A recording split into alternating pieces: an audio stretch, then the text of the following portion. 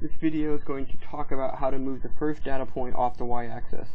This video is going to talk about sessions only. If you have dates on your x-axis, you want to take a look at video 2.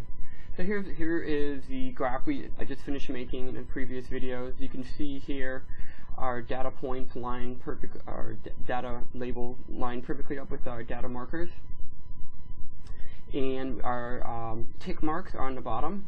We have major tick marks. This looks good. But doing all this has pushed our first data point onto the y-axis here. So I'm going to show you how to fix this graph, but first I'll show you how to fix it first from the start so we don't run into this issue. So let's say we have a set of data here, and now notice I have sessions 1 through 10. Here's my data, all the way from 12 down to 2. I actually put the session 1 in here twice, and then I make it what I call a fake data point. I usually make it higher just so it stands out to me. I'm going to graph all these data. I just highlight the data, insert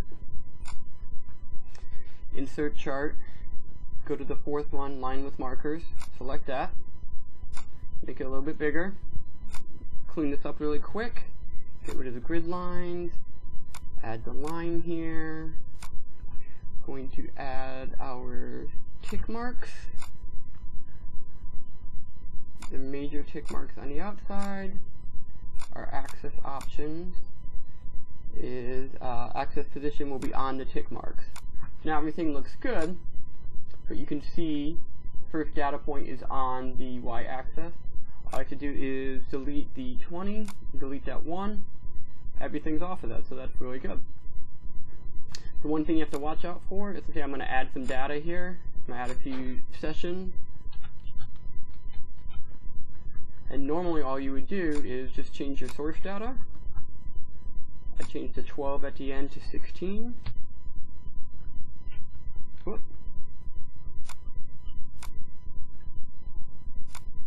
Change that to 16, but now it jumps right back on the y-axis. So I'm going to undo that. What I want to do, I want to put my big data back in. So I put the 1 in there again. I put 22 in.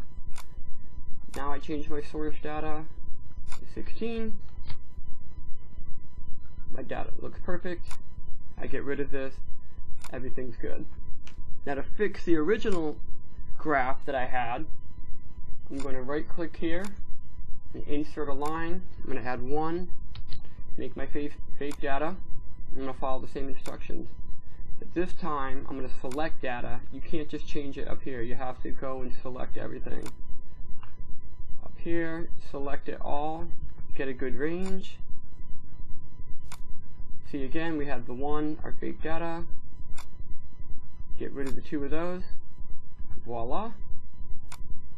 Move our phase line, everything's good. Thanks. Next video we'll talk about how to do this when you have a date.